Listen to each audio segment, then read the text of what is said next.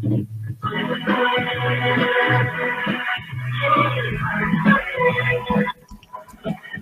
everybody.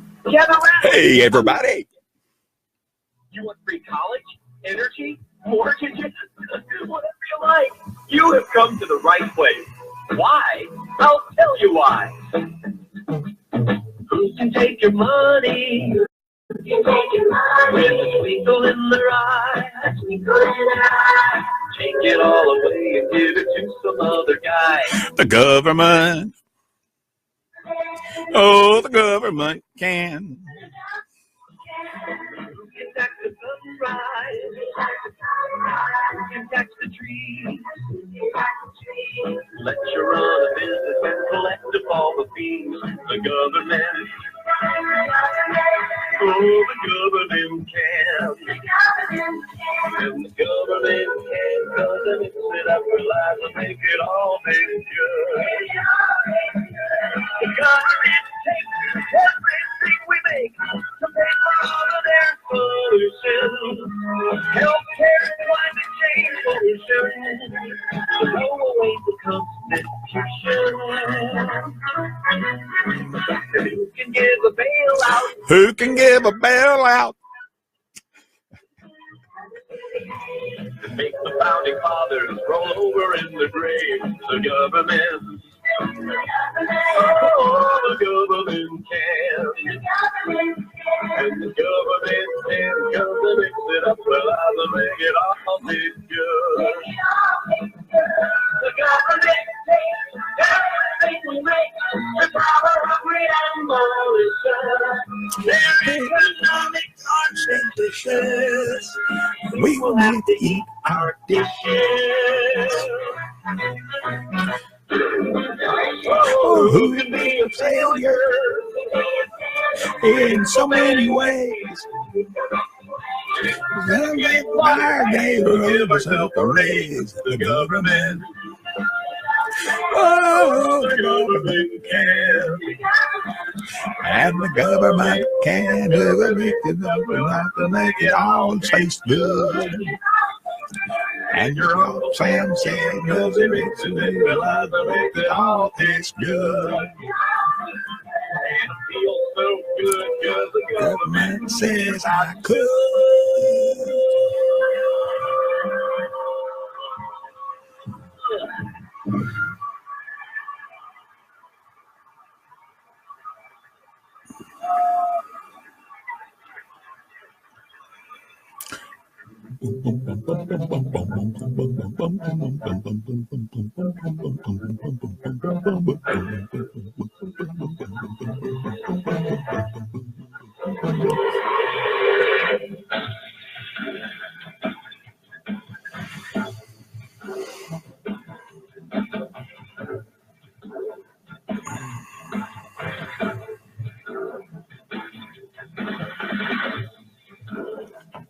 Thomas Jefferson once said, all tyranny Morning, folks. needs to gain a foothold is for people of good conscience to remain silent. Don't remain silent.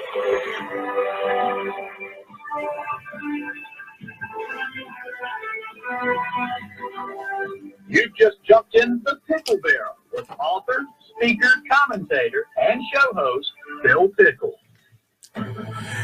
It's Friday, and that means it is going to be freaky here in the Pickle Barrel this morning, even more freaky than normal, maybe. Just perhaps. But who knows what we might do here in the Pickle Barrel. You never know from day to day.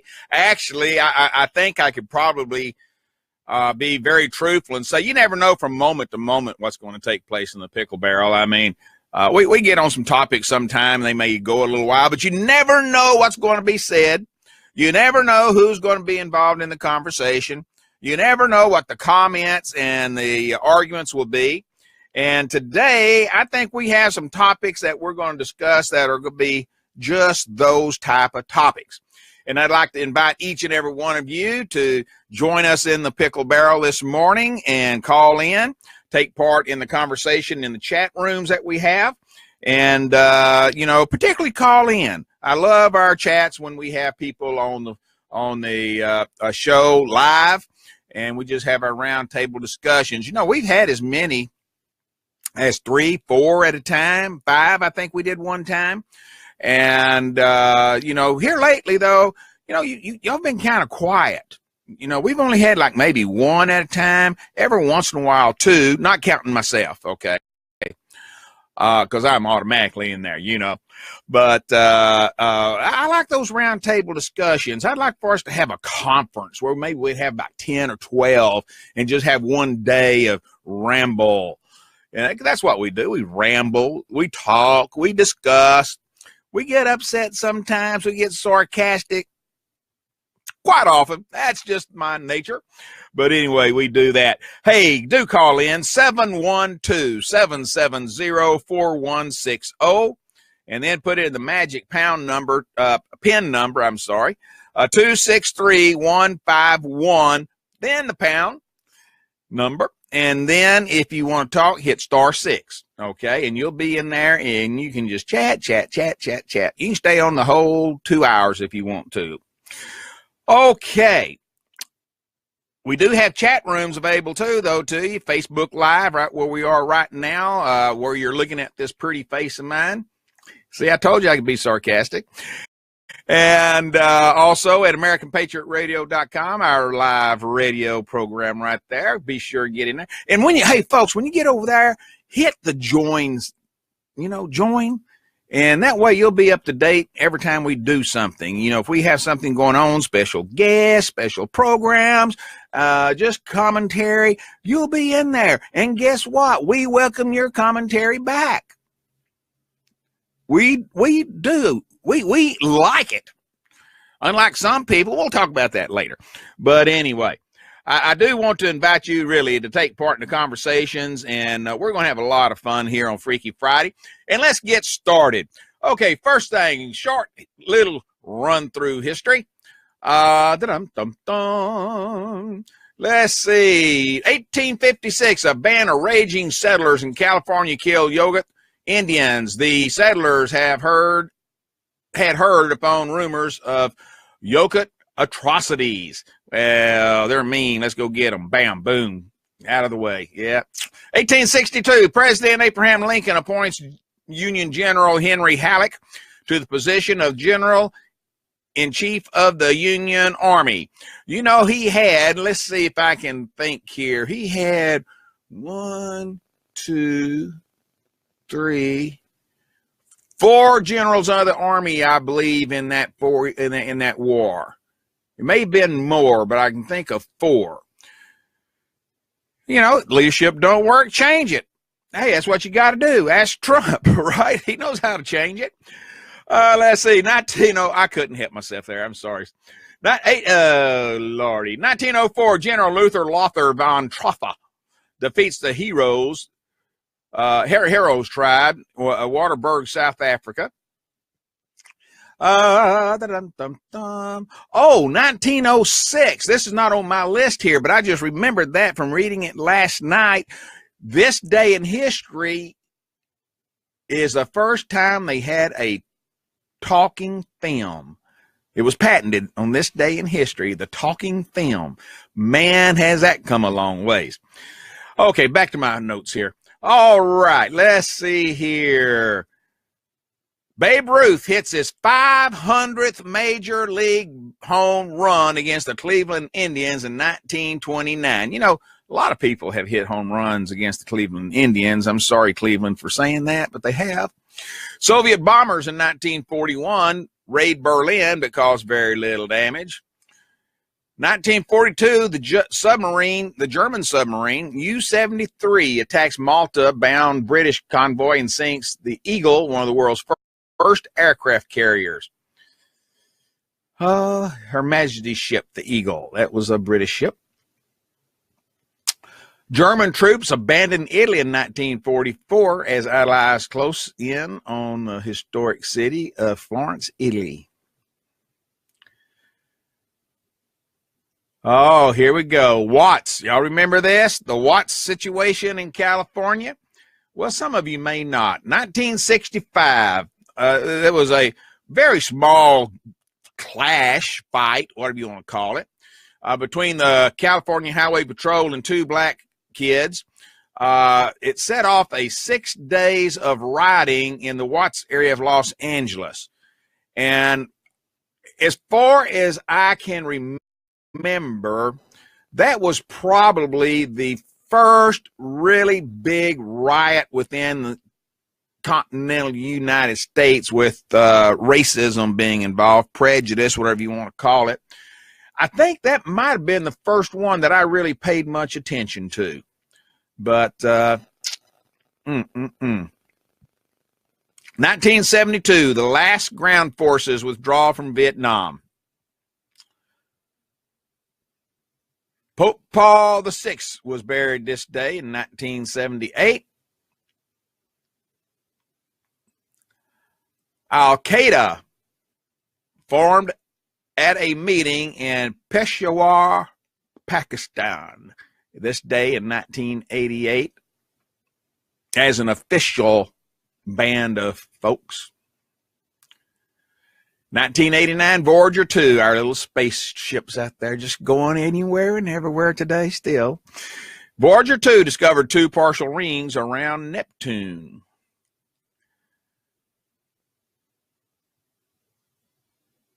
NATO assumed command of international peacekeeper forces in Afghanistan in its first major operation outside Europe in 2003. Some of the things that happened there. Let's see some famous people born on this day real quick. Carrie James Bond, songwriter who wrote I Love You Truly, A Perfect Day. Let's see here. James Bryan Herrick, physician who first described sickle cell anemia.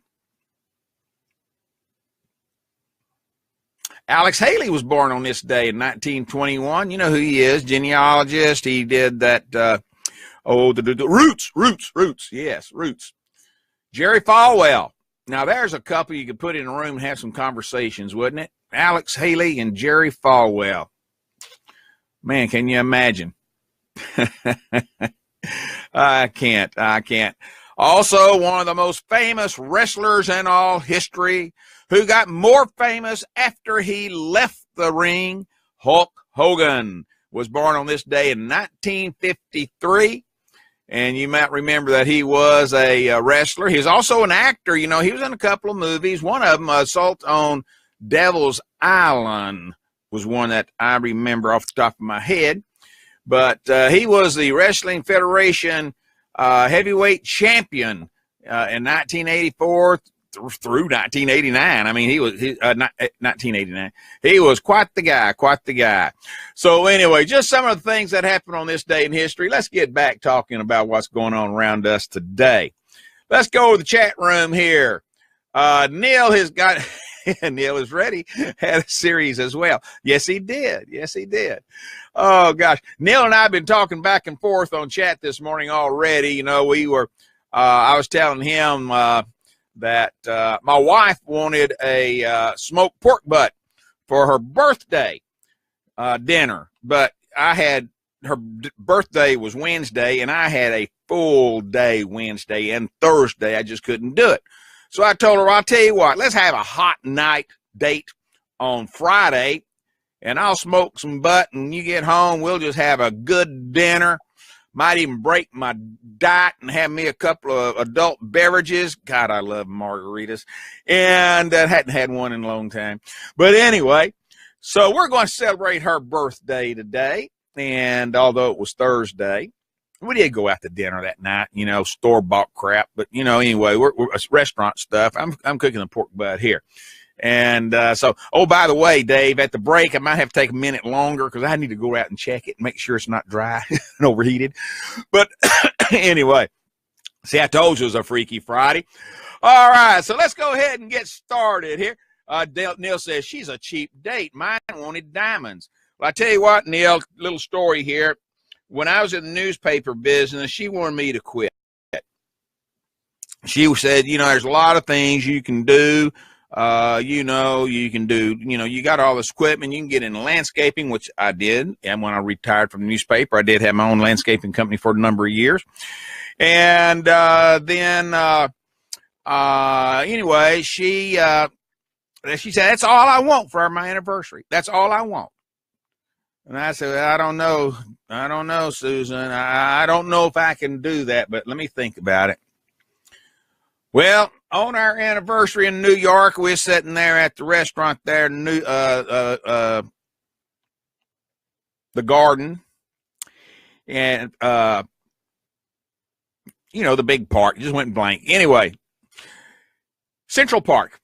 And I asked her, I said, now, Susan, I really didn't do much for your anniversary, our anniversary, but, are you sure you really want me to retire? Because I'm thinking about doing that. And, if that'll make you happy and that's really all you want for your anniversary, I might do it.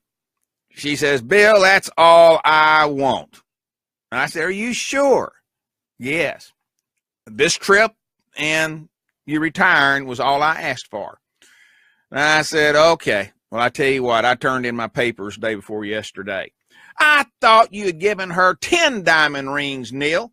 So after that, she was so happy and everything. And I said, now, since you told me that's for sure, that's what you wanted, that's all you wanted, I guess I can take this opal and diamond ring back that I've got here in my pocket.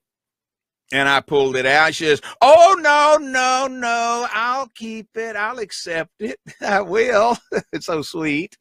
And she has not gone more than 2 days in 10 years now without wearing that ring. It's in the shop right now. I'm getting the ring fixed. It was getting kind of thin in the bottom there, and they're putting a new silver, redoing it for her.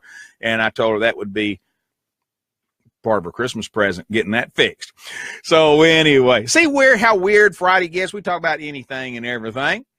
So anyway, all right, folks. Well, let's get started on the news and other things that are happening today. Okay, Korea. I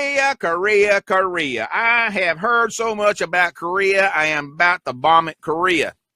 And, but anyway, let's talk about it just a little bit this morning. I really don't know. I think that we got two gentlemen here, and I'm using that word loosely. I think we got two gentlemen here in a tit-for-tat spitting contest, and I'm not sure who's going to win.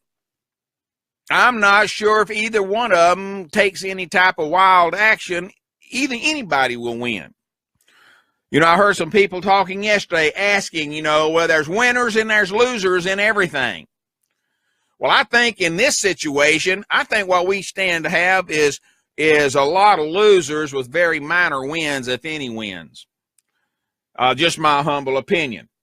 Now, everybody says, well, this is not going to go anywhere. Nothing's going to happen. It's just going to be like the Senate, the Dems and the Republicans fighting to get things done. They're going to fight. They're going to walk away from the table, nothing done. Well, you know what? In this particular case, I am not so sure that's not a good thing. I think sometimes two people call each other's bluff if both of them back off and nothing takes place and they think, okay, we tried that. I guess we need to sit back and behave and mind our own business. Wouldn't that be a wonderful ending? I'm thinking that would be a wonderful ending. No more war. No more loss of death in that part of the nation, world. No radiation encircling the globe. No billions of dollars, multi-million dollars, rockets and missiles being sent up. I can just see so many positives of these two just saying, okay, I called your bluff, you called my bluff, we're both chicken, aren't we?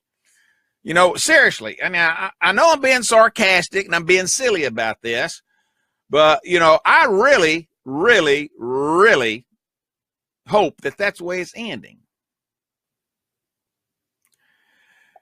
Neil says, well, China has waded in it too now. They realize it's serious. Walking away is not a good thing. They realize it's serious. Walking away is not a good thing. They have done that for decades. And yes, they have. Yes, they have. Now then, if this idiot, Noko, N-O-K-A, you know, that's his, you know, okay. If this idiot does that, well, you know, Katie, bar the door. I hate to say it. I hate to say it like that, but Katie, bar the door. And if he pulls that silly, stupid stunt, if he does do that silly, stupid, ignorant stunt, then I guess he deserves what he gets. But do the people of North Korea and South Korea? You know, if we go into a nuke situation, you know, those countries are not that big. And, you know, the so-called fallout from that is something that is bad. Is bad. And Neil, you reading my mind this morning. This third time already this morning we're on the same track. This one more time, I think we'll be on a record for so early. But what happens if this clown actually has a rocket, a missile, whatever you want to call it, and it does not land in the ocean, or it lands so close to the island? It don't have to have a direct hit with these type things, you know. What if they do accidentally, and we're going to say it would be an accident, Neil did too. What if by accident it does hit Guam?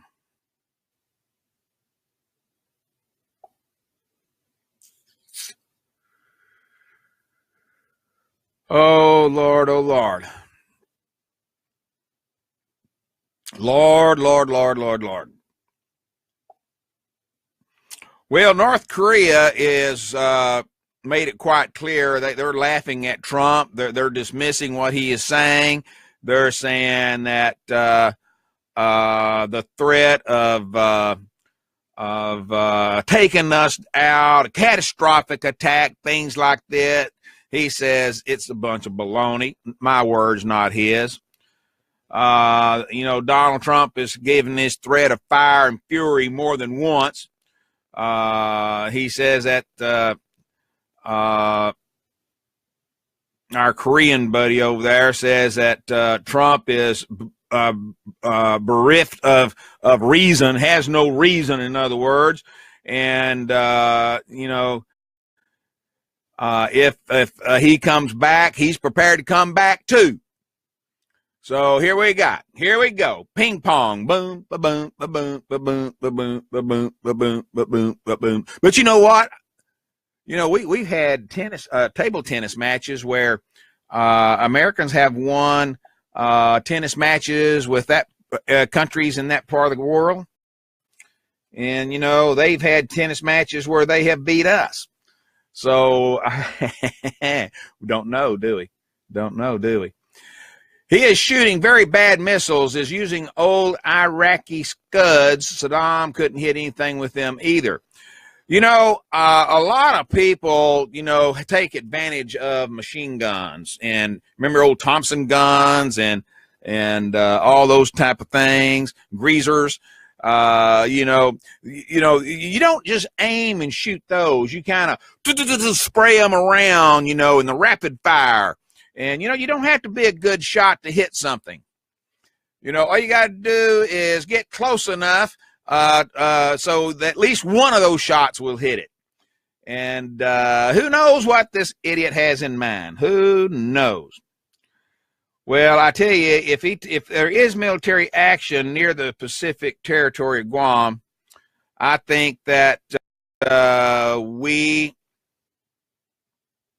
may be in deep doo-doo. I think we may be in deep doo-doo. And I hope we don't. I hope we're not. I hope we're not. I pray that we're not. We do not need another war. But I will tell you this, if it's brought to us, what do you do? What do you do? Well, you got to do your thing. You got to do it. You got to do your thing. And that's one of the terrible things about an attack. If you're attacked and you do not respond, that kind of sets a tempo with the rest of the world too, doesn't it? It does, it does, it does. And when you have that tempo, when you have that fight, or you don't have that fight, you can be a loser. I just wish there was a way, a legitimate, very effective way we could take care of the situation without going nuclear.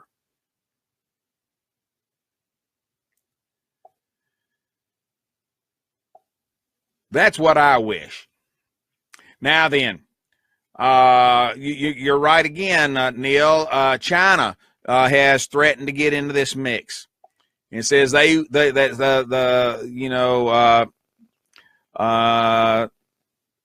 saying, and you got it right here. Thank you, sir. They're saying that they're going to stay out of this. Even if we shot first, China would stay out of it, or if they can't afford to lose U.S. trades, which is a perfect example. And matter of fact, does China really need to get involved in it?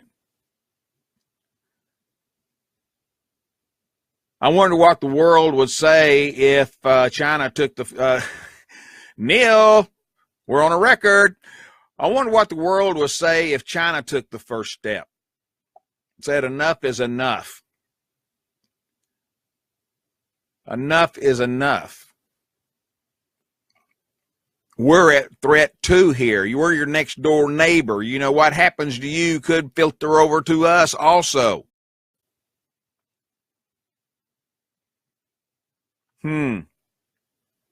Strange situation.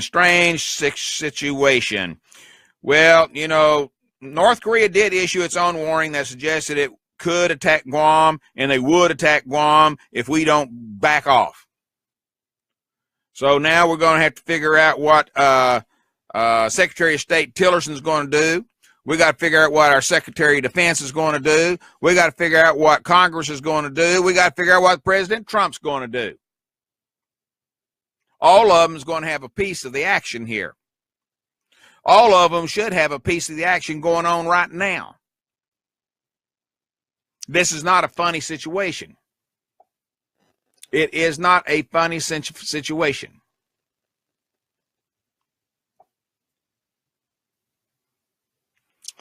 I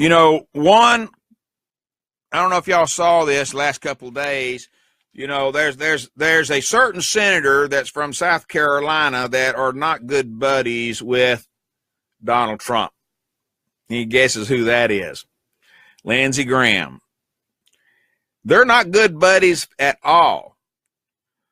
But over the last couple of days, there's been 2 or 3 times. Now, everybody says Lindsey Graham's a war hawk. He loves war. He's big on action. Well, you know what? He's saying right now he supports Trump's actions.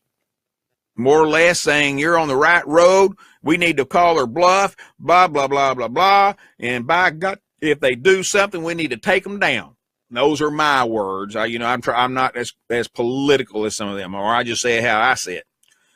He said basically they had, he says Trump wasn't bluffing with his threat of fire and fury. And, Trump has basically drawn a red line.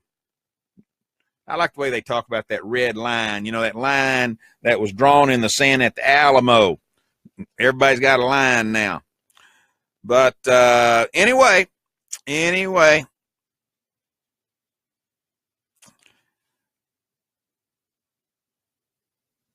still have issues, though, with people saying that they have no business having nuclear weapons. We can have them. Russia can have them. Other countries may or may not have them.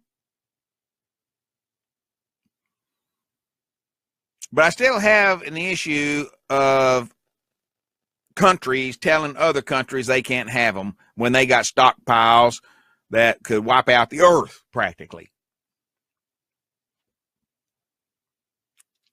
Certainly changed the course of things if they were scattering them out.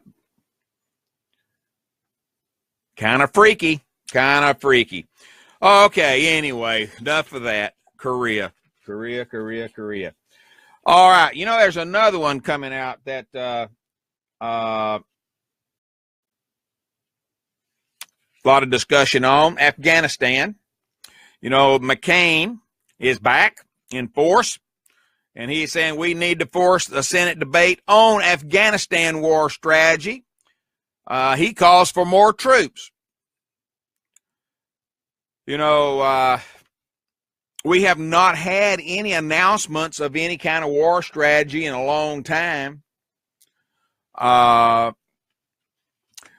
We haven't had anybody really doing any major efforts in that war. It doesn't appear to me on the surface that there's nothing going on that has really changed the direction of that war. Or, you know, even, or are we just policemen today? You know, we hear very little action anymore. There may be more than we hear of, but people are tired of hearing about it. Who knows? And, you know, I think that, when are we going to stop being the world's policeman? You know, we got thousands and thousands, tens of thousands of troops and peacekeepers all over this globe. McCain said Thursday he'll try to force a debate on Capitol Hill, offering his own plan that would force a troop increase. You know, the man from Arizona is what I call him. The man from Arizona, you know, who is chairman of the Armed Services Committee, by the way, didn't lay out any particular legislation at this time. He just says it needs to be talked about. They need to come up with a plan. Evidently, he doesn't have one right now. I'm sure he's got something in his pocket somewhere. Neil, good cartoon. Trump is a dictator, and here's the head of McCain in a bomber, in a jet bomber, dropping bombs. Oh gosh, we know his plans. Bomb around. You know, it's what that song was. Remember that song? Except this time it'd be bomb. Afghanistan. Oh gosh. Well, I tell you what, you know, there is a lot of debate behind the scenes, I'm sure, about this. And I'm sure there's a lot of talk about it, not just debating, but some of them sitting there saying, you know, I really don't know. Do we? I don't know. You know, but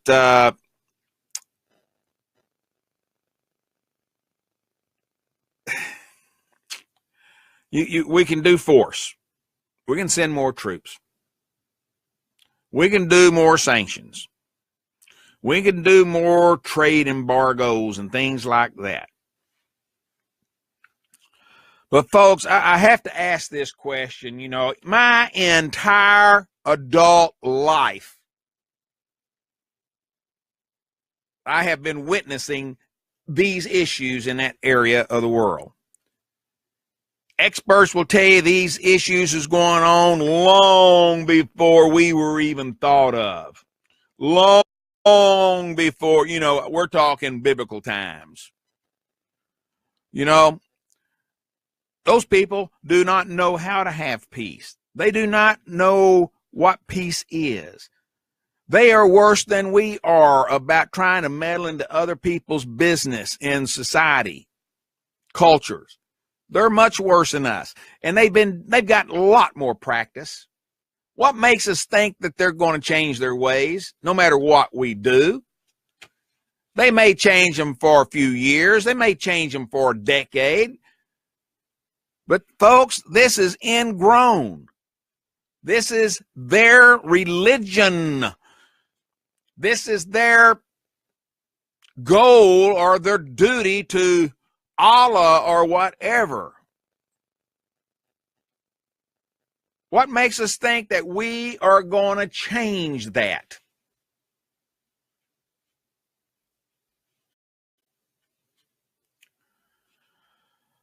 Neil says those times have nothing to do with our meddling in their biz. No, it does not, Neil. It really doesn't. But the point I'm trying to make, nothing's changed and nothing will change.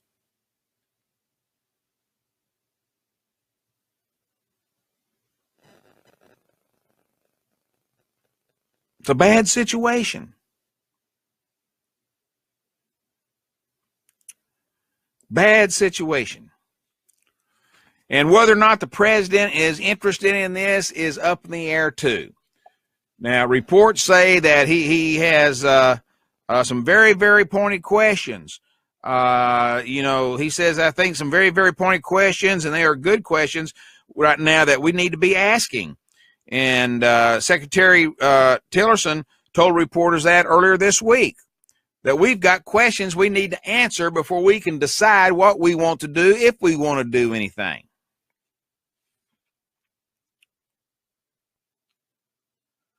You know, one thing that McCain said that I do agree with.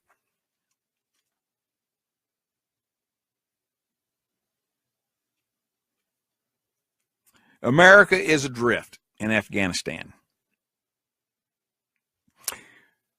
I don't know if anybody knows for sure what our job is over right there right now. What are we trying to do? What do we need to do? We're just there. We're just there.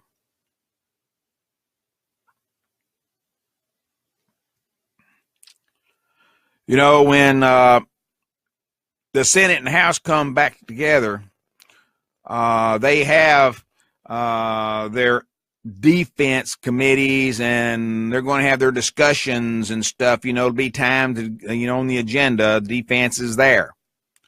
It's going to be interesting to see how all this takes place and what takes place. Neil says it's pretty impressive. Lived all over the Middle East. Enjoyed majority of places. Photos have been there 6 months. I know they figure out we need a change. Where the hell have they been for the last decade? Isn't that the truth? Same place. Same place. And you know your key word there is they figure out we need a change. Now they got to do something about it, don't they? Now they need to do something about it if they will. You know, by all reports that I've seen and read over the last several days and last several weeks, it sounds to me like even that whole conflict is kind of at a standstill, kind of at a draw. Nobody's doing anything major. You have a little thing here, a little thing there, a little bomb over here, some gunfire, stabbing over here, things like this.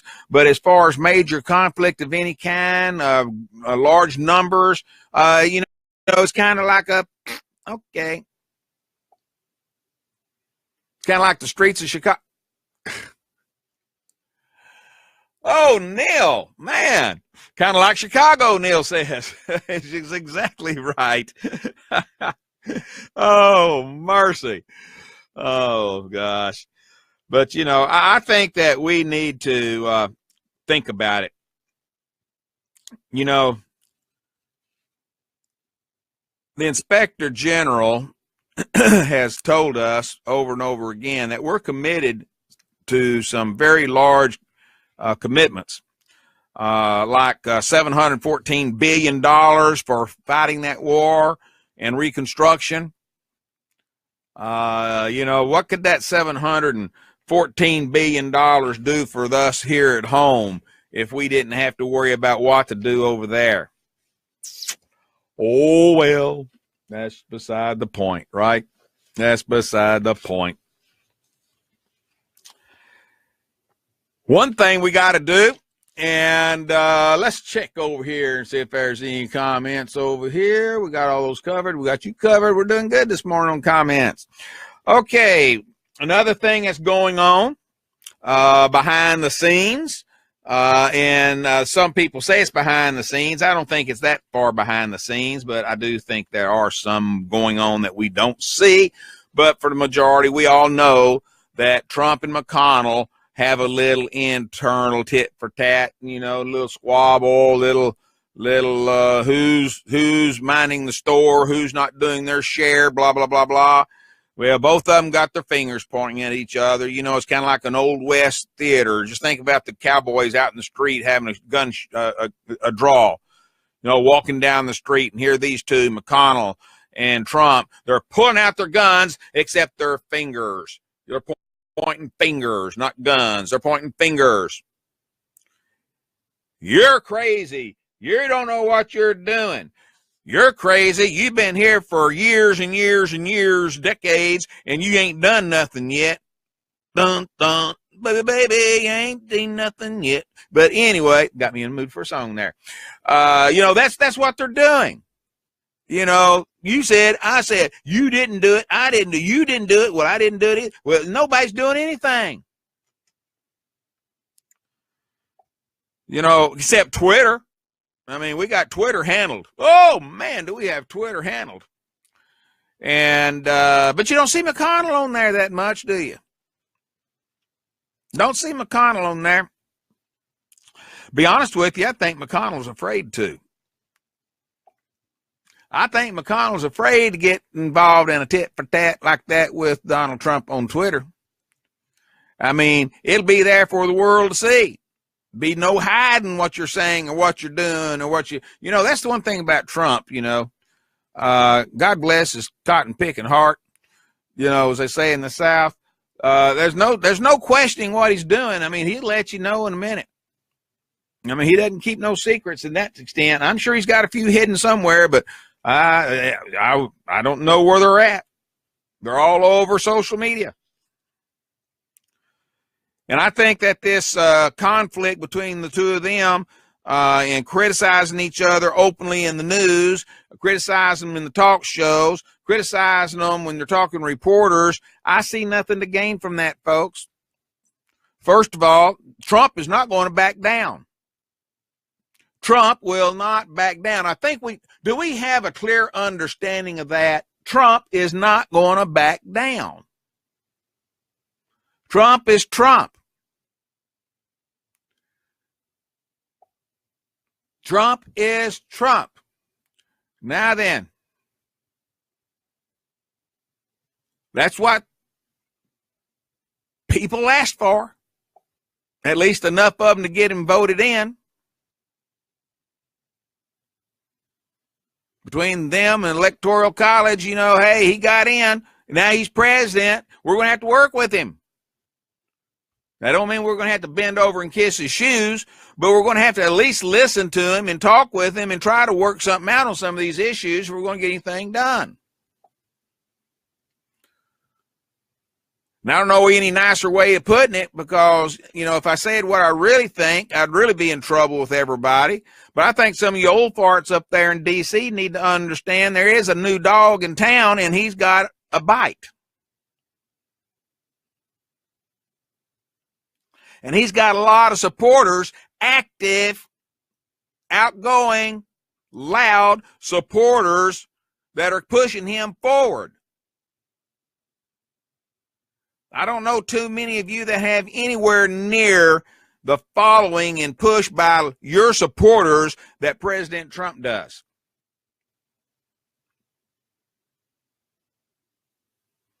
Maybe you ought to listen to the people.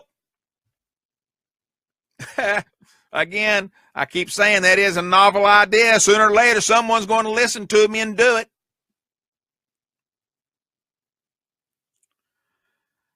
But this little fuss is going on and on and on and on and on. But I tell you what, you know, did y'all see the number of tweets that went out from President Trump yesterday? I lost count. I mean, it seemed like every breath I heard my phone going beep, beep, beep, beep, beep, beep, beep. Oh, Lord, Lord, Lord, Lord. Well, I will tell you this. I don't chase them, Neil, you know, but I do get notified, and you'd be surprised. Seriously, I probably get 500-600 emails, not quite as many tweets, but it'll be in the hundreds, that I delete. I get so many of them. I just look who they're from, and we're going to talk about that in a minute. Look who they're from, the basic context of them, and doop, they go. I just tell you right now, since I got on air, and I had all my messages checked before we got on air, and right now I have 20 tweets, 33 Facebook messages, and 122 emails. And I guarantee you probably 100 of those will go in the garbage before I even look at them. I just look and see who they're from, the basic context of it, and move forward. But at least I have the opportunity if I want to, right? Okay. Well, when asked about what McConnell was thinking and some of his responses to the president's tweeting yesterday, a McConnell spokesman said that no comment, just declined any response to Trump's criticisms and said their work would continue. Here's a quote. It said, the leader has repeatedly spoken about the path forward on repealing and replacing Obamacare on the Senate floor, at media availabilities, and in Kentucky. All that needs to be discussed, basically, is what she was saying. But it's going to be very interesting to see where this war goes. And it is a war of will. It is a war of stubbornness. It is a war of two gentlemen, which realistically, as bad as it looks, they have been pretty gentle, I think, in this conversation. It could be a heck of a lot worse. But right now, I think they're doing okay for themselves. So we'll see what takes place there. Now, as these attacks escalate, let's just presume for a second. Let's just presume for a second these attacks continue. You know, how much does Trump have to gain if McConnell does not reply or make comments about what is being said by Trump? If he just stays out of it, ignores it, puts his fingers in his ears, whatever, puts blinders on. Here, he can use some of my Eclipse sunglasses. By God, you can't even see nothing. Put those glasses on. And, you know, I can see more light right now with my eyes shut than I can with those darn glasses on. I mean, it is blackout. And they're built that way on purpose, right? But anyway, what happens if Trump does just ignore everything?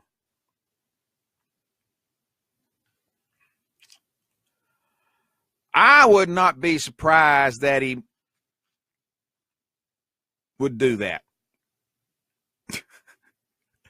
I'd be shocked. I can't see him ignoring it. But anyway, I don't think he can. I don't think he will. He's got his thumb on him, and, you know, it's like an open wound. And he's going to torture McConnell. He's going to stick more in there and twist it and torture him. It's going to be non-physical torture, mental torture. And I just don't see Trump letting up. I really, really don't. He's lost, apparently. Now, you know, he has made comments about him. He just hasn't said that he has absolutely lost faith and confidence in him.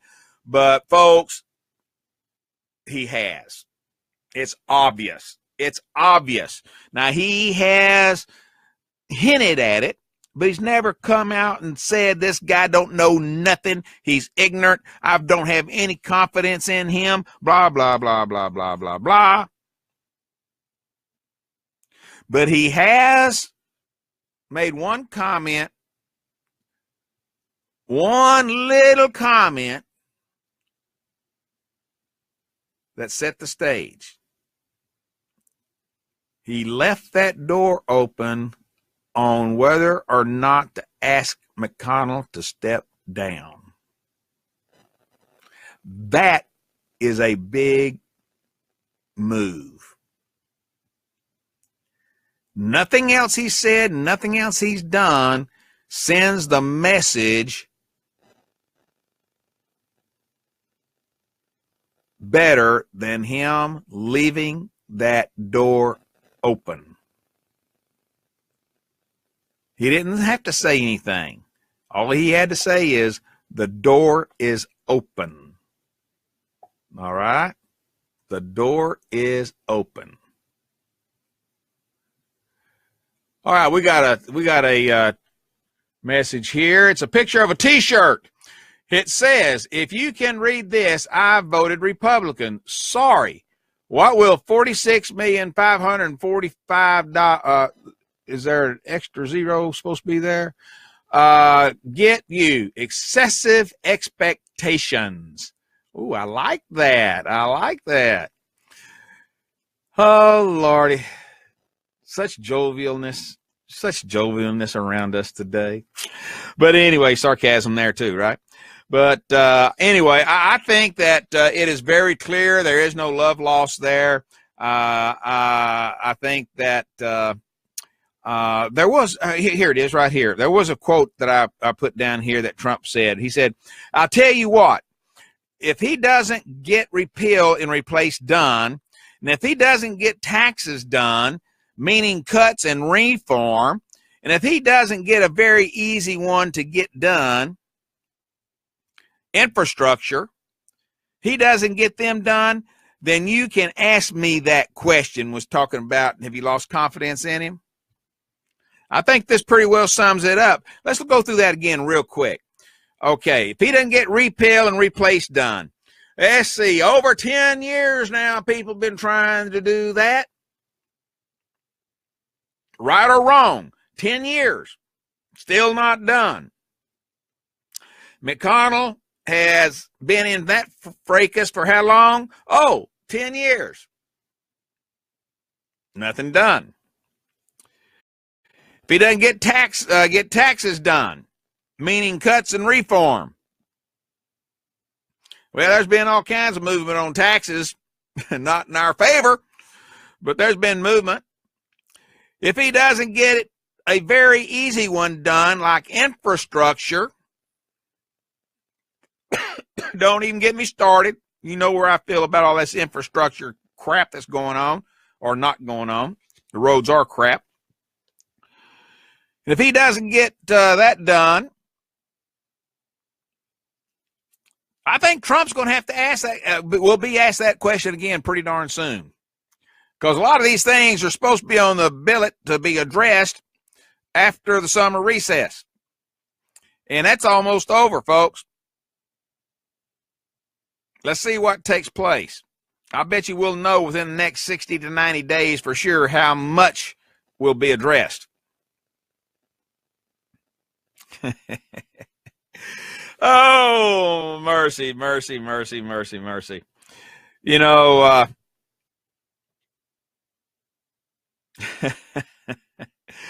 oh, hey, Brian, how are you? Let me make one more comment and I'll get right with you here. There was one more comment I want to bring up that came out late yesterday afternoon. Trump put out another jab, and at the majority leader, he said he called him to push the Senate not just on repeal and replace, but also on a pair of other White House legislative priorities, and left it right there. So we'll all be in the air what that's going to be. Good morning, Brian. How are you in Pennsylvania? Never had a bad day in my life. Now, come on, never? Have you ever had appendicitis? Maybe one or two. Maybe one or two. Okay. Well, you survived. That's the main point. Good morning. Yeah. Good morning. I think, yeah, I'd love to see McConnell replaced. Of course, the problem is I think, almost every Republican senator is pretty much useless.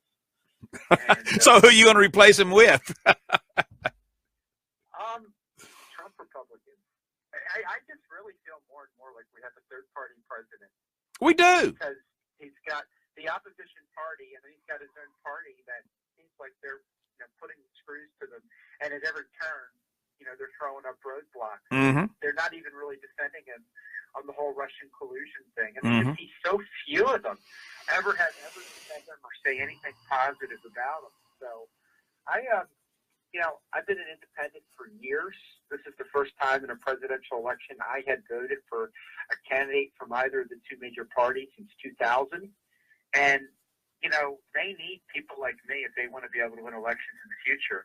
And people like me, if they're looking at everything going on and saying, you know what, if Trump doesn't get his 8 years, we're blaming the Republican Party, and we're going to go back to the third-party candidates. And people like me will never, ever vote for the Republican Party again. So they should really, I wish they'd really just knock this crap off and just come to their senses.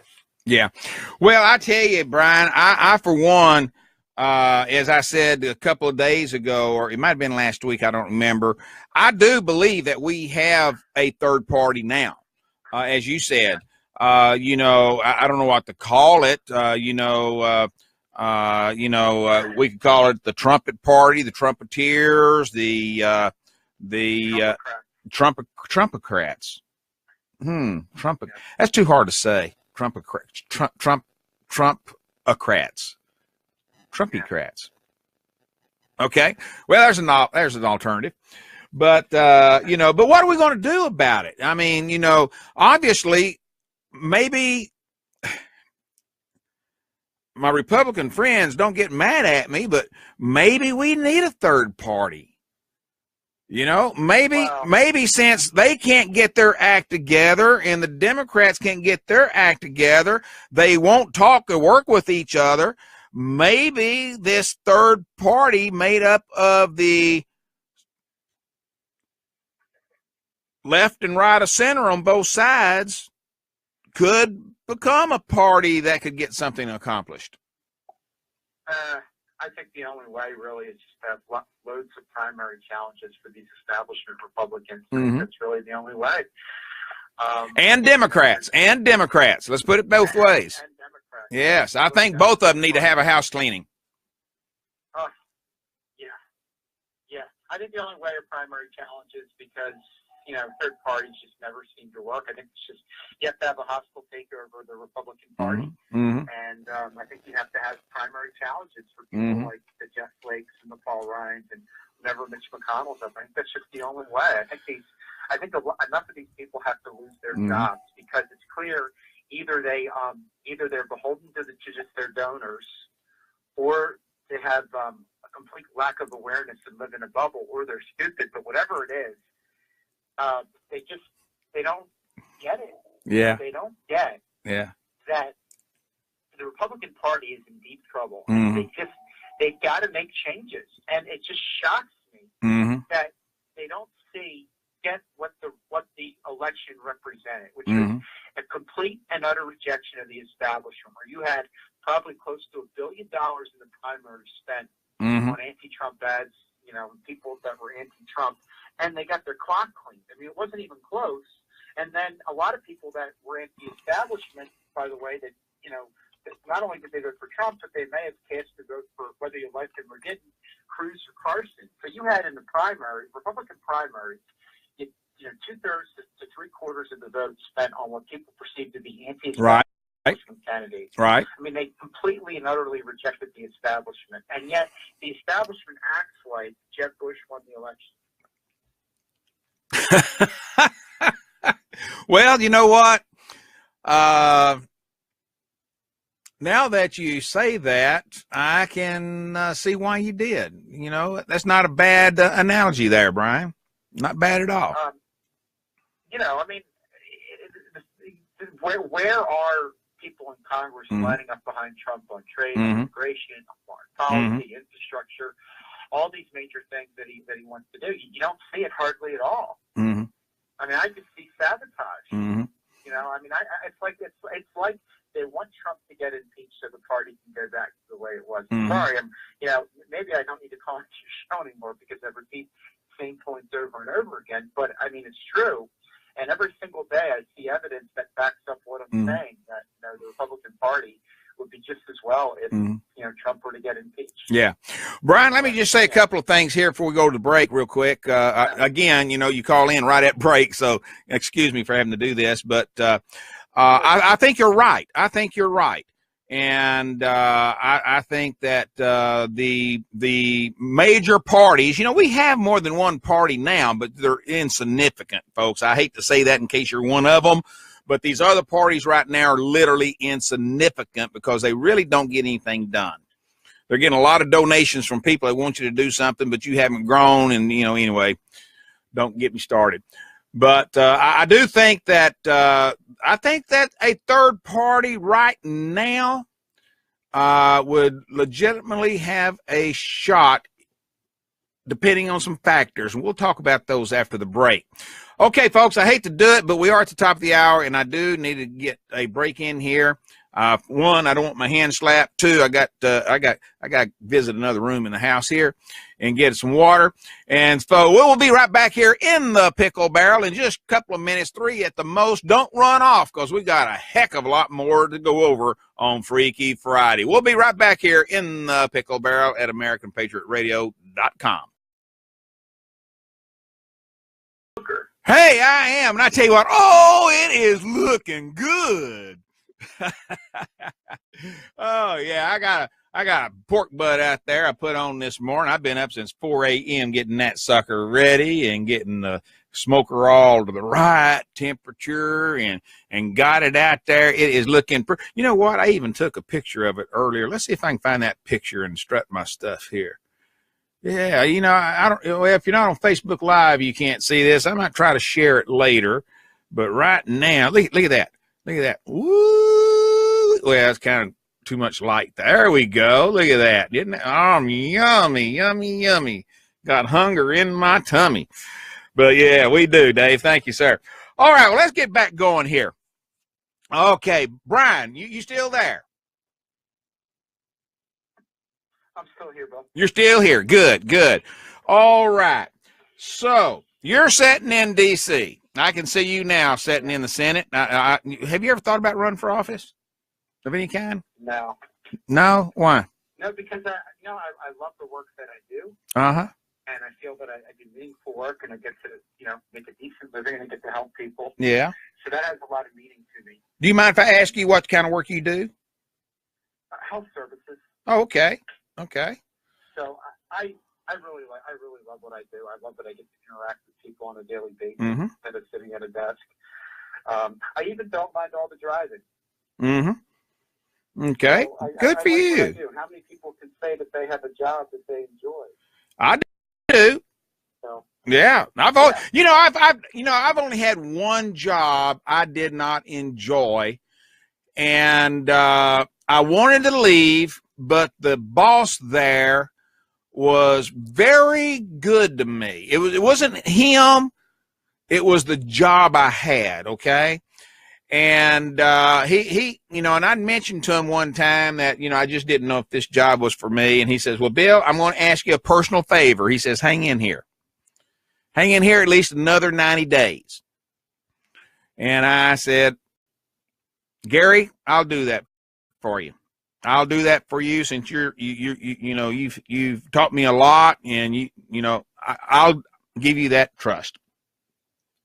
90 days, he turned in his resignation, and he left and started a brand new mortgage company. And guess who he called about 30 days later saying, Bill. And that's how I got started in the mortgage business and became exec VP. We did all right for ourselves until that savings and loan market hit the bottom. Boom. Back in the 80s. Anyway, so hang in there, dude. My wife, she's in the healthcare industry. She's with a McLeod Regional Health. McLeod Regional. Just went blank. McLeod Regional Health. And, they got hospitals, like they got 5 or 6 different hospitals around this part of South Carolina. And she's over all the credentialing of the doctors, safety, and all that kind of stuff. So she's on the road quite a bit. She has to go to each of those hospitals once a week at least. And as she, as I put it, share her wealth of knowledge and encouragement before she bails out. She's got a couple of years. She can retire at full benefits. And I think, well, who knows? Knowing her, she may be there another 10 years. She likes it so much. All right. So how much longer are we going to have these Republicans and Democrat people that are swimming in the swamp there? I don't know. You know, I feel like Trump's the only one trying to drain the swamp. Mm-hmm. And as far as the Republicans go, you know, I don't know. It's anybody's guess what's going to happen in the midterms. The good news is, I mean, all the measurables of the economy are better. Yeah. You know, we're not at war with Russia and Syria. Mm-hmm. We would have been if Hillary Clinton got elected. Mm-hmm. So I think all the measurables are good, but then you have it's like you have his own party working against them. I don't know how voters are going to take that. The voters that voted for Trump are going to be real motivated to come out and vote in the midterms for people like Paul Ryan, you know, or Jeff Flake, or a lot of the others who haven't lifted a finger to help them. Yeah. You know, I'll speak for me. We have two senators. One's a Republican, and in the past election, I did not vote for the Senate race because I felt my senator was an establishment guy and would, you know, actively work against Trump. And I don't know that he's actively worked against him, but I never heard him make a positive statement that should be considered any kind of endorsement of anything he's done. And we have a Republican congressman who was kind of another never Trumper. And so, obviously, if you're a congressman, you're up for election every 2 years. So I look at my Republican congressman, Pat Meehan, and I think, well, what's my incentive to vote for Pat Meehan? The guy's a never Trumper. He's never made any statement whatsoever in support of Trump or in support of any of his major policies or against the Russian witch hunt thing. So what's my incentive if the person I agree with the most on the issues is Trump and my own Republican congressman is actively worked against them? So, like, why would I be motivated to go out and vote for the midterms for somebody like that? That's a good question for a lot of people. So they end up doing nothing at all. A lot of them don't even go out. I'd say that was why the majority of the people don't vote. They just don't know. Well, first of all, they don't have any idea anything about either one of them. So I guess probably it's best they do stay home. I don't know. But the reason I'm giving you, Bill, it's not laziness. It's not, you know, typical reasons that you hear. I mean, I feel that, you know, in a lot of these cases, you have a valid reason. Yeah. Do you think maybe? Yeah. Do you think maybe stepping out and voting for the lesser two evils might be better than not doing anything at all? Well, I don't know what the lesser two evil is. You know, Brian, good point. What is the lesser of two evils? Oh, gosh. I mean, look, Bill, we've talked about this many times. I agree with you with this. I believe in collaboration. I believe that 50% of something is better than 100% of nothing. But in this instance, or let's say, for the sake of argument, Lindsey Graham was up for re-election in 2018. And running against a Democrat, which is, you know, the Democrats are just a bunch of fascists. But I mean, how would you determine if you had a Senate race in South Carolina and you had Lindsey Graham running against a Democrat, who the lesser two evils would be when Lindsey Graham has actively worked against Trump, and I'd be willing to bet behind the scenes that, you know, he's maybe actively working to get Trump impeached. Well, here.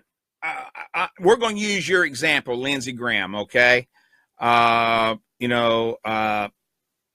personally, there's a lot about Lindsey Graham I like, and there's quite a bit I don't like.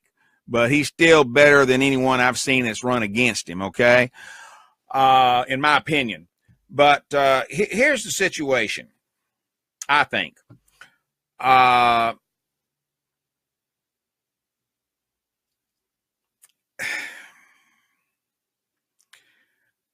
If there was a better choice, as well as I know, and I do like Lindsey Graham, as you know, as a person, probably more than I do as a politician, but I still like basically I like him, okay? Let's just leave it at that.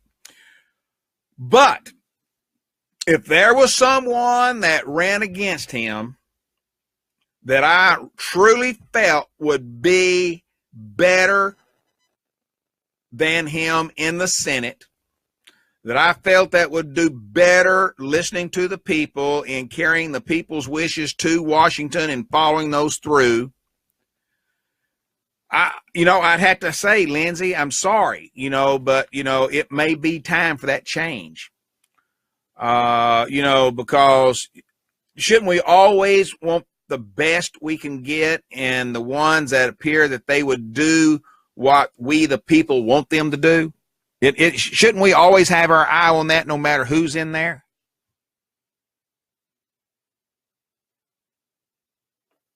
Yeah. Yeah. And yet the thing is, again, everything I'm saying, none of this is like me wanting blind loyalty. But what I would like is a sense that, the parties working with him, on and then finding common ground instead of actively working against him. And that the party is actively defending him against this, McCarthyite witch hunt. So none of what I'm saying is a suggestion that you have to line up for 100% behind him on every issue. Because I don't think that anybody should ever do that. But, what bothers me is when you feel that his own party is working behind the scenes to oust him. Yeah. Because I'm 1,000% convinced that if the party was lined up against him, and from day one had come out and said this Russian stuff is nonsense. And by the way, let's look into all the stuff in Hillary Clinton's background with the uranium deal and Bill Clinton getting $500,000, dollars for a speech in Russia, blah blah blah. They would have nipped all this stuff in the bud. So that's the stuff I find unacceptable. Not that the party has to line up 100% behind the Trump agenda. What I find unacceptable and disgusting is that you feel like his own party's stabbing him in the back. And again, if the party lined up behind him with the majorities they have and the power they supposedly have, there'd be no Robert Mueller, there'd be no special investigation. That would have gotten squashed, immediately. Yeah. Well, interesting. Okay. Well, how do you feel about that? Well, I think there's a lot of truth to it, Brian. It's not an easy question either, and I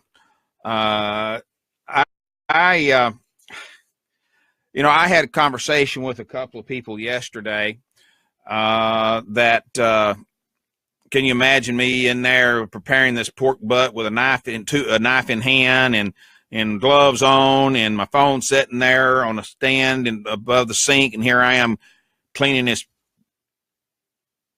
piece of meat. And I just want to stab one of those people very quickly, though, real quick. Beyond joking, but we were talking about this yesterday, and we mentioned it this morning. When's enough? When's enough? When is it enough of the stuff that Trump puts out on Twitter? When is it enough when you have people, I'm just going to use Lindsey Graham and McCain for as examples, butting their heads against the system that's not going to be listening to them a whole lot anymore anyway. And I hate to put it that way, but let's face it, folks, they're not. It's Well, Bill, I have a suggestion. Okay, let's hear it. I have a novel idea here. So all the Republicans that don't like Trump's tweets should go to Trump and say, let's work out art of the deal. Let's work out a deal. And by the way, I don't have a problem with the tweets the way a lot of other people do, as long as they're about politics and issues. But if they find that so distasteful, then they ought to come to Trump and say, okay, let's make a deal here. You stop the tweets, and we're going to line up 100% behind you on this whole, Russian witch hunt thing. And we're going to work harder to implement your agenda. Right. We're going to agree with you 100%, but we're going to work with you on border security, right, doing the trade and some of the foreign policy stuff. And all we're asking in return is you stop the tweets. So for me, little tit for tat. The alternative is if you have your own party working against you, plus the Democrats, Plus, you've got opposition media. How else to get your narrative and your message out there? Well, I want to take this a little deeper, Brian, if you don't mind. I am getting tired of people complaining. Now, I talk about them in the aspect of content, okay? I'm not talking about him doing them. Hey, free will. He's got the same right to free speech as I do, right? But here's where I come into play. There's certain lawmakers right now I say lawmakers, elected officials. How's that? That they are now talking about how to block all social media outlets and the Facebook messages, Twitter, all these other things that you can send them for communication. They're talking now about clamping down on that, and they're even talking about warning of their fellow legislators to stop the practice of using it. Now, folks, that is wrong. That is censorship, big time. Folks, listen, that is the modern age of communication. I'll be honest with you. I don't know how many personal emails, things like that I do anymore. Most of them, I'll either put them a Facebook message, or I'll send them a message through the phone, either on Facebook or just a direct message through, message. And, so don't tell me that you're going to shut down communication, because that's what you're doing. That's what you're doing. Another thing I hate, Brian, on this is the fact that there are people out there that complain every day on Twitter and on Facebook, particularly Facebook, because it's much more used by, the age group. But there's such a battle going on right now about sites blocking people. For instance, we have political parties, local political groups that have the groups, okay? And they have the groups, but no one can post anything except the chairman or a designated person within that group. As a citizen, as a member of any of those organizations, you can't go in and enter things or make comments, bring people up to date what's going on.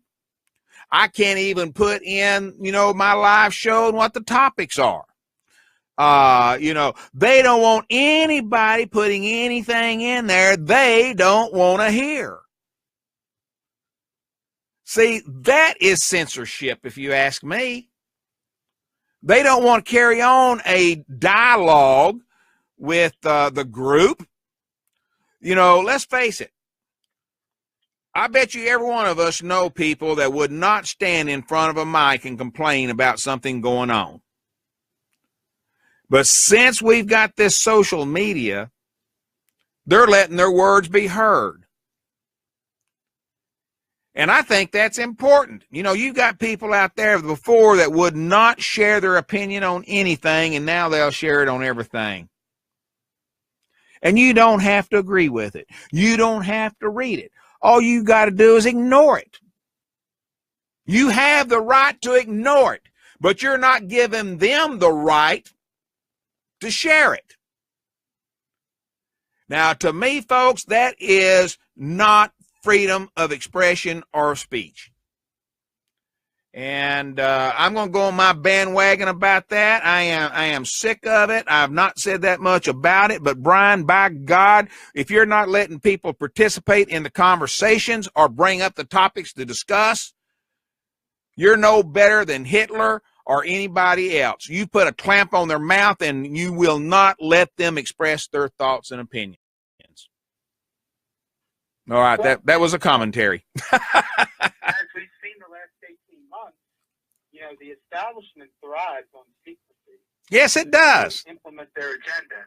And what they don't like is people shining up their activity. Yeah. Yeah. Well, I had someone the other day say, Bill, I have not seen you at such and such meeting in a while. And I said, well, why should I go waste my time? You ask questions about what y'all want to talk about. You ask questions about guests. You ask questions about issues. And then when I try to send them to you on certain websites and links, you don't allow them to be put down. I mean, why should I come and waste my time and gas if you're not going to listen? Well, we need you there so we can tell you what's going on. Oh, I see. Yeah, it's that one-sidedness that you like. Am I being ignorant, or am I being mean or foolish, or am I on something there, Brian? I think you're onto something. I think you're onto something, and I think that look again. Trump goes on Twitter because, largely because that's the most effective way to get his message out unfiltered. Yeah. Because the media, has it in for him. The Democratic Party has it in for him. The Republican Party has it in for him. Pretty much every facet of the establishment has it in for him. So the best way for him to communicate his ideas is through social media and through speeches. And look, I mean, that's just the way it is. And the establishment doesn't like it because it threatens their monopoly on things, on ideas. They're used to what? I said the establishment is their narrative out there. They're not used to having competing ideas. Yeah. Then with Trump and social media and the internet, you now have the ability where ideas get a real airing. Yeah. In ways that they never did before. Yeah. Just imagine, for example, we had the internet in 1992 when Perot ran. Yeah. Now, I want to share something with you here. Okay, I just picked up my phone just for a test, okay? And I'm looking at real Donald Trump, which that's him. That's the man, okay? And he reposted something, and it's changing as I'm looking at it here. It's already gone up a couple of thousand. He reposted, military solutions are now fully in place, locked and loaded, should North Korea act unwisely. Hopefully, Kim Jong-un will find another path. All right, this was put up an hour ago. Repeated an hour ago, okay?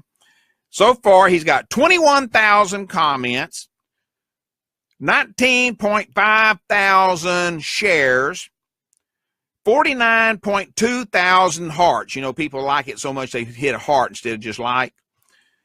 In less than an hour. Now, look. He's getting his audience, is he not? Yeah. Yeah, absolutely. And he can get the message that he wants to get out. He's even got Sean Hannity beat by tens of thousands. He's got David Axelrod beat by tens of thousands. He's even got Nissan beat by tens of thousands. He's got Fox News beat by well, let's put it this way. Their latest one that went out 13 hours ago has gotten 369 likes and 920 comments. So, so the man is using a tool that's good for him. And, I'm not going to knock him for using it. I just wish he had changed the tempo a little bit as far as what he says. But you know what? It's his location. I can look at it or not look at it, right? Right. Correct. Jeez. The games people play. Well, I tell you what, I'm sorry? The games are being played, and the people that are most upset are the people that are the establishment that, they don't like it, that Trump's upsetting the apple cart, and they want a monopoly on communications and media. And, now they have competition. Competition of ideas, a competition in terms of the way information is distributed and reaches the masses. And now you have a way in which communication and information can reach the masses without being manipulated. Yeah. And distorted. Yeah. Well, let me throw this out there. let me throw this out here. You know, there's no secret that there is a debate about whether elected officials should, or if they are indeed violating people's free speech rights by blocking them on social media, period. All right? The debate is going on whether to do it or not, okay? Now then, here's the case. And there's there's groups out there right now that are already, you know, filing suits and warning politicians to stop that practice, okay? So, you know, the people are standing up to them. Now then, just like this week, the oh golly, ACLU, American Civil Liberties Union, sued Maine Governor Paul LePage, I believe his name is, and sent warning letters to the Utah delegation because these followed lawsuits that they have already filed against the governors of Maryland, Kentucky, and President Trump even, because they had messages blocked. Okay? Now then, all I can tell you is this, and agree with it or not, if it's their site, they have ultimate control, just like the ones I was talking about earlier. They have the ultimate control of blocking whoever they don't want to see or hear. They have that right. And you have the right not to listen to or read things that they put out.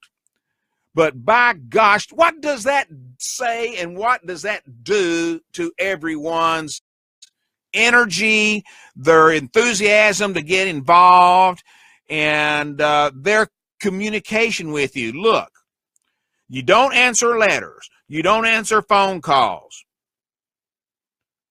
Now you're going to block me. Do you really want me or care for me to support you in your election or anything else you do? You're not proving it to me. So maybe it's best we just say to heck with you and get rid of you and get somebody up there that will listen to us and will communicate with us. I'm in disagreement with you on this. You are? What do you think? Yeah. Well, because, I mean, you know, you get a lot of, you know, bots and trolls on Twitter. And, you know, what if somebody, you put out a tweet about something and somebody tells you to go F yourself, or I hope you and your kids die. Mm-hmm. And besides, I'm not even on Twitter. Yeah. But you can read other people's tweets and you're not even on Twitter. Mm-hmm. So it's not, they still have, you know, an ability to read, you know, whatever the information is you're putting up. And most of the time when people get blocked from Twitter, it's because, you know, it's because of their behavior. Mm-hmm. Well, that's what I do, Brian. I do the same thing. You know, I ask anybody that sends me stuff, please, you know, I want to hear your ideas and your thoughts. But you know what? The profanity is not necessary in the conversation. I do not enjoy it. You know, I will delete it because I just don't like looking at it. But I do want to hear what you've got to say. Okay? Right. Now, but I mean, you know, I'm sure a lot of the people that get blocked, they're getting blocked probably for good reason. Mm-hmm. But again, they still have an ability, even if you're blocked, you can still read whatever the other person's doing. Right. They still have an ability to access the same information everybody else does. You do. So, I mean, I just think this is just... You just got to find another way to comment back. Right. Well, and you know, maybe act like a decent human being, and if you disagree. But, yeah. You know, don't attack the person personally, and that's why, you know, a lot of average people that have Twitter accounts block people. People get abusive towards it. So Yeah. I think you have a right to block them. You're not, you know. Yeah. But again, you still have an ability to get information, to access whatever information is being put up, and read every single tweet that person's putting up. You just might not have an ability to respond. Tough luck. Deal with it. Mm-hmm. Well, I tell you, That's how I look at it. well, you know, you got people of all ages, race, color, creed, age, you name it, that are just flocking to social media. And it's, you know, the numbers continue to grow by the tens and hundreds of thousands, not one or two a day, every blooming day. And Lord, I don't know where it happened, but somewhere or another, I helped someone a couple of days ago set up some accounts for them and all that kind of stuff. And I didn't even know I had the knowledge in my brain to do that. But anyway, it's all working. And, you know, I am still shocked at the number of people, of seniors that are doing it. I had someone respond to one of my comments day before yesterday, and it was the general of the South Carolina State Guard, and I noticed that, and I hadn't noticed that's who it was originally, you know, some weeks ago when I started getting messages, and here he was, and I'm thinking, oh gosh, great. My commandant, by the way. And so, you know, you just don't know who's out there following you. And you really don't, because, you know, if I see someone says follow, I follow. You know, I don't go check them. Now, there are some I don't check it. I don't follow. I can't believe the number of these raunchy, scantily dressed or not dressed young ladies that I want me to follow them or friend. Delete those suckers real quick. No pun intended there. But it is. And, you know, people, and a good number of those people are going to disagree with what you say or do. And a good number of those people you're going to disagree with. So either you take it for what it is, or you just need to get out of it somehow or another. Right. And, you know, I can't think of any better way to say it than that. I just can't. So I just think it's frivolous. They're filing lawsuits. I think they're frivolous lawsuits. I think it's ignorant. I think it's stupid and a waste of time. Won't they get the budget taken care of? Won't they get Obamacare taken care of? Won't you get our defense and infrastructure taken care of and quit worrying about social media? Yeah. Can I say it any clearer than that? Yeah, I don't think there's anything more that I could add to that statement. Mm-hmm. Okay, well, let's see here. A couple of other issues here that I came across the last couple of days. One before I go off the presidential and White House stuff. You know, once again, I got some comments and stuff, so I started looking it up. And yes, there's still a ton of key vacancies in the Trump administration. I mean, a bunch of them. Now then, I'm not going to go through all of them. I don't have the time to do it. You know, 300, well, I'll just tell you this. 354 of the top jobs have not been filled. How's that? There's a few of them. Now then, here's my question. Is the job being done? Are people taking care of the duties and responsibilities that they got to have? You know, are they? I think the problem is what I've read is that the cabinet's still 80% Obama people, only 20% Trump people. Yeah. So I think it's the composition of the cabinet. Well, that has a lot to do with it. Yeah. But here is something else, though. If the job is being done, somebody's got to be there leading the ship, don't they? I mean, there's probably managers or department heads, assistant department heads, things like that. And if they're getting the job done, don't worry about it. Seriously. You've got people in charge right now. You got your staff managers. You got the department heads. They're doing the job. It's getting done satisfactorily. Don't worry about it. You know, save those hundreds of thousands of dollars that people are complaining because a spot's not filled. You know, if you got 140, there's 147 nominees waiting in the Senate right now. So, you know, it's not like they're all not being addressed. Half of them are anyway. 147 out of 100, that's pretty close to half, isn't it?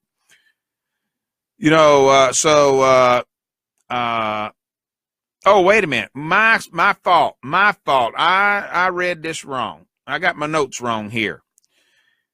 There's 577 top jobs. 354 are currently being looked at and have people in the wings, but only 147 nominees to certain seats have been filled. So there's a lot of spots open.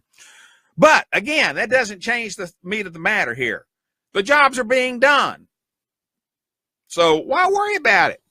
Why worry about it? Maybe there are positions that don't need to be there to start with. Unless you're wanting to pay somebody off for helping or something. Yeah, I think he's got a lot of people, though, in positions that are actively sabotaging him. This is seen all the week. Yeah, well, and in the State Department, and so I think he, I don't necessarily.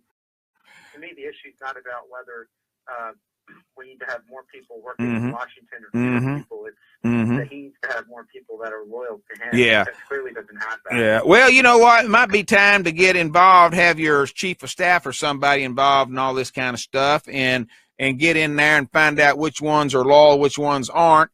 And if there's a good person there right now that could take that other person's place, can that person, you don't have to have permission to get rid of anybody, can that person and give the other one the temporary position. Yeah. You know? I mean, I guess we're going to find out. There's more than one way to skin a rabbit. You know that? Right, and a cat. Yeah. Oh, gosh. So that's just one of those other things I want to bring up today. I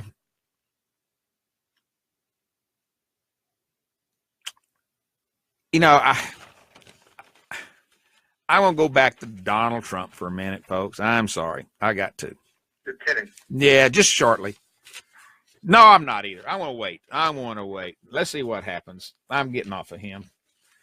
Okay. I'll make a Trump point. I don't know why in that Alabama Senate race he endorsed the establishment candidate. I mean, hasn't he learned anything? He endorsed Paul Ryan when Paul Ryan had a primary challenge. He endorsed McCain when McCain had a primary challenge. Mm-hmm. And what kind of thanks did he get in return for that? Mm-hmm. So he's endorsed another establishment that is Luther Strange. Yeah. When you've got other alternatives that are going to do more to work with you, and you have a race that's in a dead heat, so you have a legitimate chance of getting an anti-establishment candidate, in that seat, and somebody that's going to do more to help you implement your agenda rather than try to sabotage your entire presidency and get you impeached behind the scenes. Right. So you would have thought, based off of what happened with the whole Ryan deal and McCain, he would have learned something. So he's making a major mistake there. I think, the sooner Trump realizes that there's no accommodation that can be worked with these people, the better. He's got to fight these people tooth and nail on everything. Yeah. You can't surround load your cabinet up with these kinds of people in the hope that they'll work with you and that'll mollify them. You can't support these people in their Senate races or when they have primary challenges because they're not going to lift a finger to help you no matter what you do for them. Yeah. Okay. This is going to be a more local. Actually, it's not just local. It's a regional issue. The other day, you heard me talking about the nuclear power plant that is in this area, and that they have been working on this thing for several years now, and they have withdrawn the idea of finishing this thing. Now, we're already in the hole, double-digit billions of dollars. We're in the hole for several different reasons. But yet, during the process here, they have found that the top execs and people involved in this project have together garnered right at $9 million in performance bonuses for a plant that is being built that is so far over budget it's unreal. And you have these executives that were getting all these bonuses, and they're saying right now that they're about $10 billion in the hole, and that they are still going to not only keep people's rates the same for their taxes to pay for all this. Not only are they going to leave the rates the same, they're going to raise the rate so they can offset the monies that are lost, that has already been spent. Folks, now, again, this is one of those things that irritate the devil out of me. They could not have just found out they were running $9 to $10 billion in the hole, that they did not have the funds to finish this project. You know, you don't come up with those kind of losses on this type of a project overnight. And I've got to ask, you know, a very stupid question. How in the world do they justify putting out these millions of dollars of bonuses between 9 and 10 million, billion, not million, billion,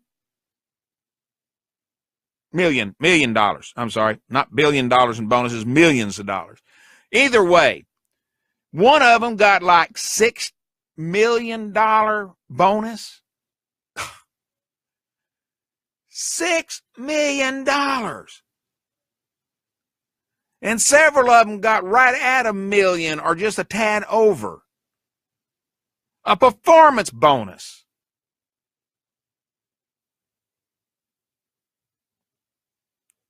Now, I know that I'm not the smartest guy on earth. And I do need some help here. I need some help understanding the justification there. I already understand why they're in the hole, because of foolish things like this. In my mind, I need help understanding why. Oh, by the way, Brian, you still there? Okay. Dave, I tell you what I'm going to do. I'm going to get in touch with Candy today and Mike and tell them that you need a 500% of your salary in bonuses. Is that okay? Sure, no problem. I still think that comes out to be zero, don't it? I am very, very, very frivolous with my money. Oh, gosh. But Dave, you know, have you ever heard anything so stupid or so arrogant? Didn't they know that people would find that out? They don't care. That's the way business works. They don't care. You know, I could not have put it a better way. They just don't care.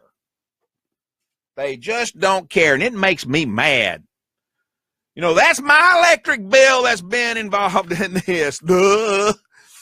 You know? We got another big problem going on here, big issue. And this is in Florence County, our school districts. But this goes on everywhere, folks. This still applies to you, no matter if this is local or not. This goes on around you where you live. And don't you think for a minute it don't. We got a school board that is wanting to rebuild 5 schools. And, you know, there's no doubt, let me clarify this. I've been in every one of those schools. They do need some upgrading. They do need, a couple of them need some major upgrading. And matter of fact, 1 or 2 of them do need probably to be rebuilt. But the plan they have now is going to raise taxes extremely. Okay? And I'm not talking about just a little bit. I'm talking about big time. And you know, I've seen, I wasn't at the big meeting. I could not get to it the other Monday night, but I've talked to several people, and you know, people, you know, you got to love iPhones. You know, you can take your picture of things, and I have seen some of the plans. And folks, I tell you what, you know, I am all for architecture. I am. But I also face reality. You know, I do not see where a elementary, middle school, or a high school has to be a beautiful piece of art. I really don't. I don't know why a building like that has to be something that could go down in Time magazine as one of the best architectural designs in history. I don't. It's not like it's in downtown Washington D.C. there on Congressional Highway on the grounds there. It's not around the Capitol building. It's not there beside Washington Monument or anything like this. This is a local junior high, middle school, excuse me, don't call them junior highs anymore, middle school. You know, junior makes you feel inferior. You're not as good as those in high school, senior high, elementary, middle school, high school. You know, I am sorry. I am sorry. Education, folks, is not about the looks of the friggin' building. Education is about the information that is passed on to these children so they can learn something, so they can make something out of their lives and do the same thing for their children. They can become proper and productive members of society. A beautiful building is not what it's about. It's what goes on in that building. It's the quality of the personnel. It's the quality, I'm talking about the administration. It's the quality of the teachers. It's about the quality of these days, modern instruments they can use for that education. That's what it's about. That's what it's about. You know, I do like things beautiful. I do. You know, every one of you that listen to this program or friends of me on Facebook or Twitter or anything like that, you know that my wife and I travel the world, travel this country, and we love history. We love the palaces. We love all the beautiful architecture and landscaping we see all these places. And sometimes looks do serve a purpose, okay? Let's face it, it does serve a purpose, but not high school, middle schools, and elementary schools. I want schools where the kids learn. I want schools that have good teachers to teach. I want schools that's got good administrators that can administrate and encourage teachers and staff to do their job properly.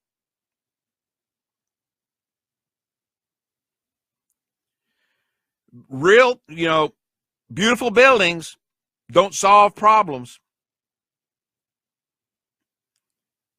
You know, I know several people that's gone to some pretty highfalutin schools that had beautiful buildings, and they're just dumber than I am, and that's pretty dumb sometimes in some areas.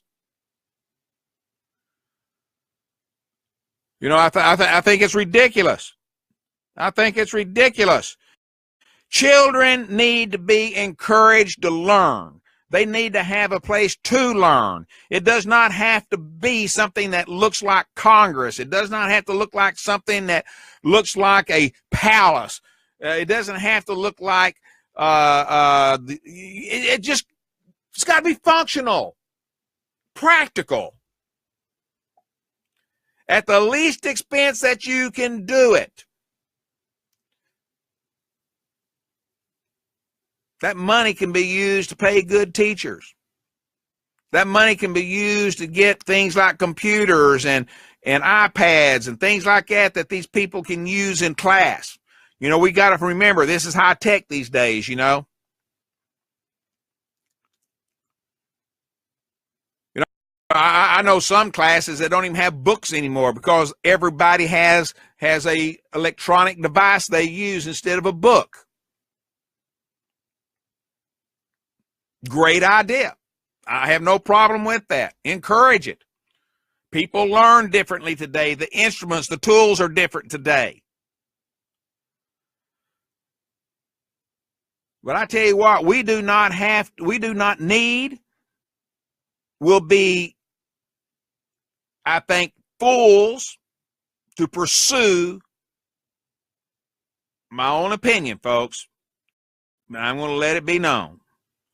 The plan that I have seen that is going to be submitted, that has been submitted to the public for the new school district, the buildings they want to do, the architecture they want to do, blah, blah, blah, blah, blah, blah, needs to be revamped big time.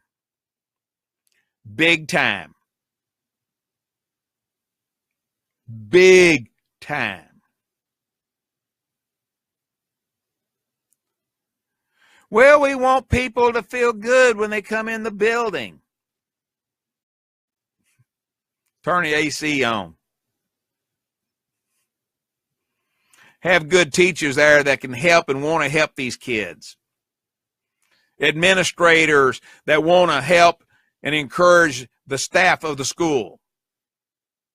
A school board that wants to help and support the principals and administrators and the teachers and most of all the friggin' students in those schools.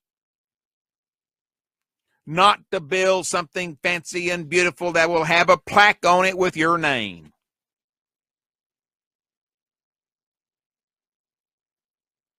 My own humble opinion. Okay. I will do this, though. I'm going to ask the school board to sit down and take a hard look at what y'all are talking about doing. The plan that you presented is not acceptable. It is not acceptable. And I've got some people I know very well on that school board, and I'm sorry to say this, to you, but y'all got to have a reality check. You got to have a reality check. And one last thing, and I want to get off that topic. And matter of fact, we're getting close to the end of the 2 hours here anyway. When it comes where to build these schools, when to build these schools, there's one simple answer. It's got several points in it, but it's one answer. Start where they're needed the most. I don't think that's such a difficult answer to understand. Start where you are needed the most. Don't go in with the idea that every school needs to be torn down to the ground. Existing locations, existing buildings may be very suitable for restructure, remodeling, and reuse, continued use. Now then, West Florence High School. That's the big one over here by my house. That school is one of the ones they say is completely unsafe and needs to be rebuilt from the ground up. Let me put it this way. You're about 50% right, in my humble opinion. Been in that school all through it. It does need a lot of major work, And I'll be honest with you, I think it would probably be a smart idea on West Florence to tear down and rebuild somewhere else.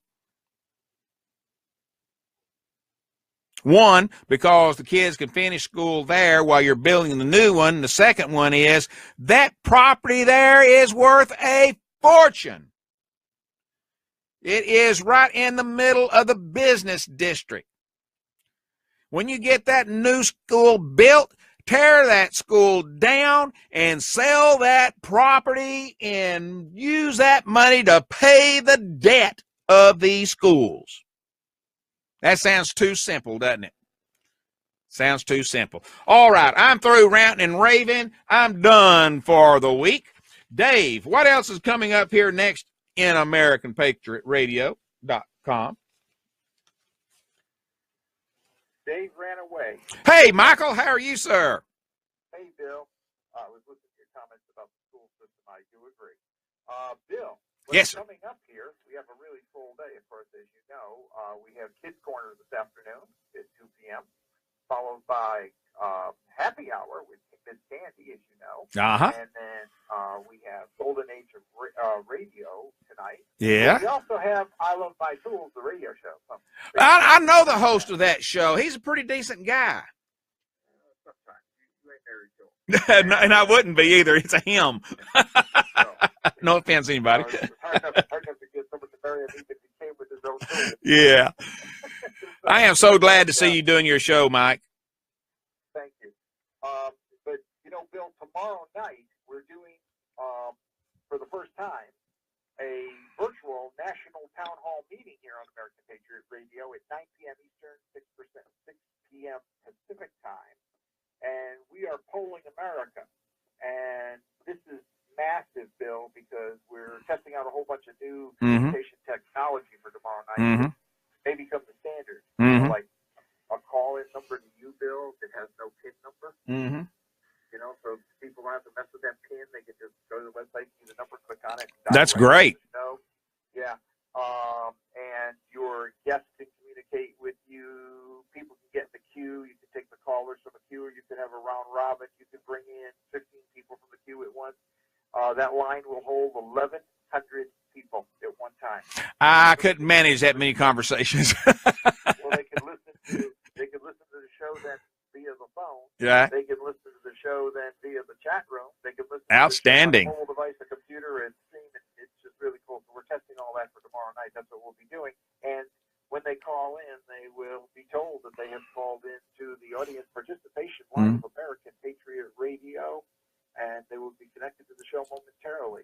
You know, Mike, you just gave me a excuse. You know, when Candy or Dave tell me, Bill, you need to learn this stuff, I can now say, wow, we're fixing to change it in just a few weeks anyway.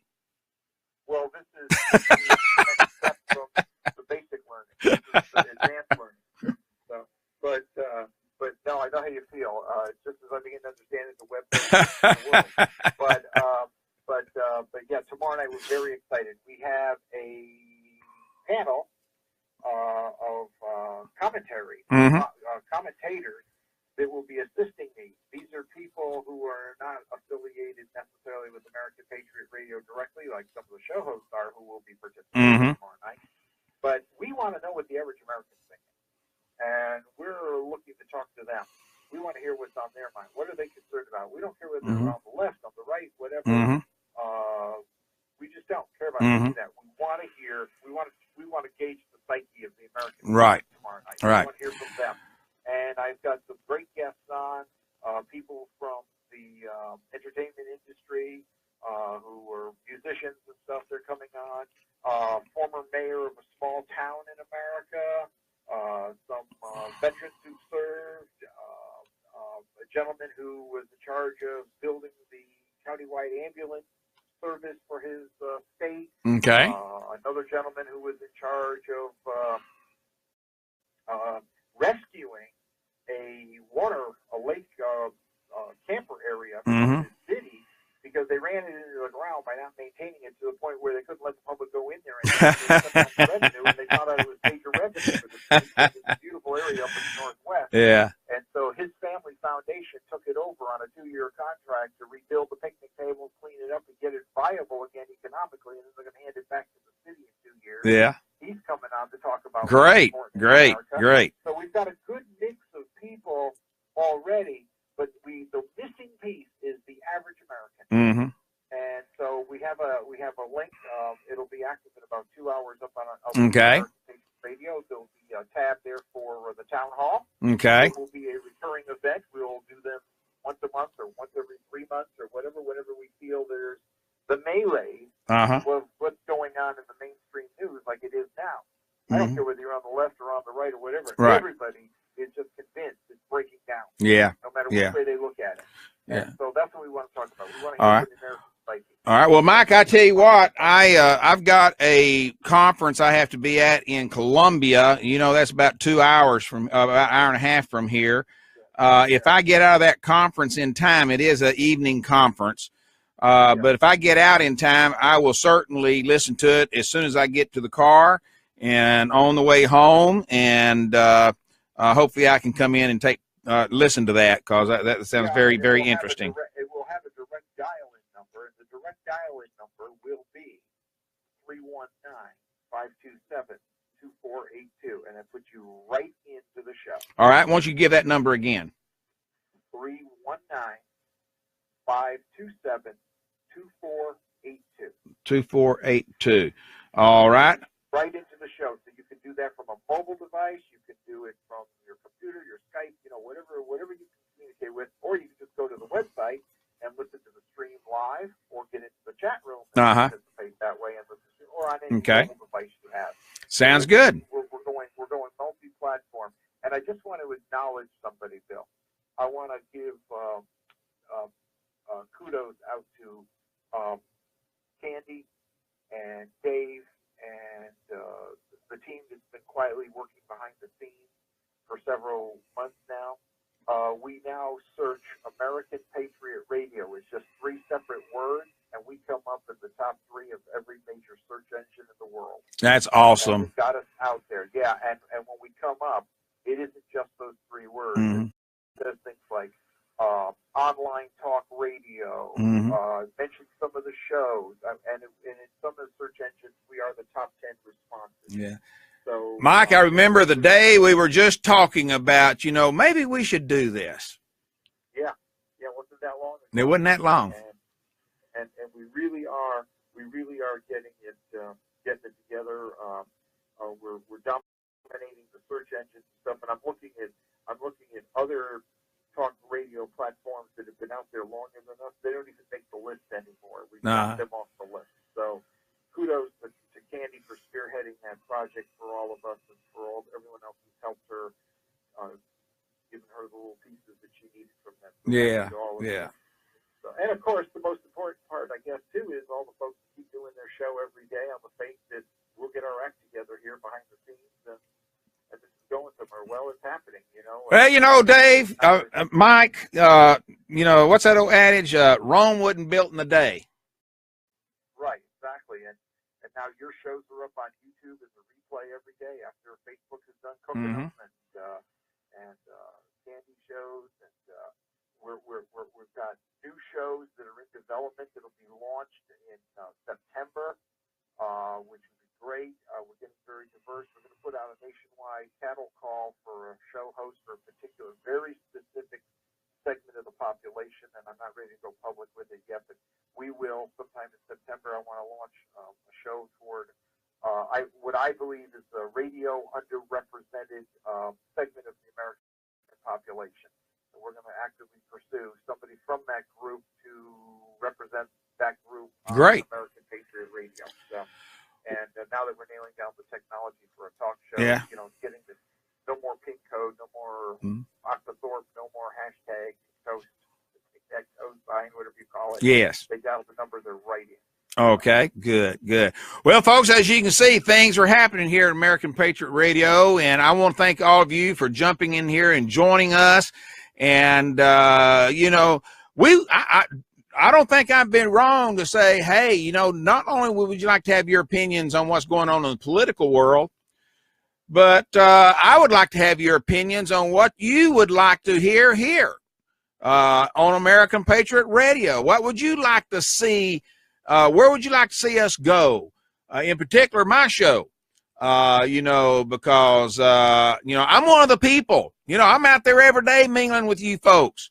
And so I want to know what you want to talk about. I want to know what your issues are. And just maybe we can get you to call in or join me live in the studio sometime and talk about these issues. All right.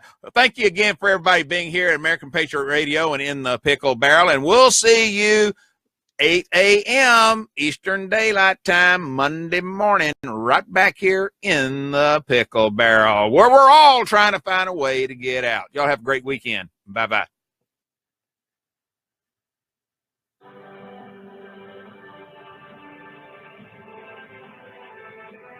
Thanks for joining us. You've been in the Pickle Barrel with author, speaker, commentator, and show host, Bill Pickle.